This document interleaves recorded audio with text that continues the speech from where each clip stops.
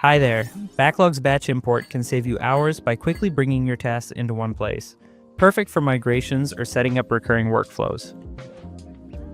Imagine you're an operations manager moving your team's maintenance tasks from a spreadsheet or another tool into Backlog.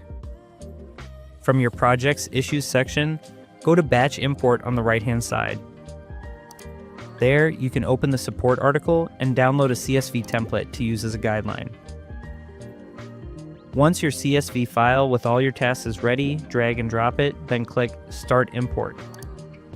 You can upload up to 250 tasks at once. You'll notice the statuses are all set to open since the status field is not imported. This is where the batch update feature really helps. First, order the issues by start date or due date. Next, select the issues whose status you want to change. Click Edit Selected Issues. Change the status. You can also update other fields like due date, milestone, assignee, or even add a comment to the selected issues. Once you click Submit, you'll be able to review the changes and edit further if needed.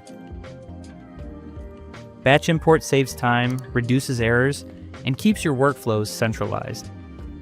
Thanks for watching.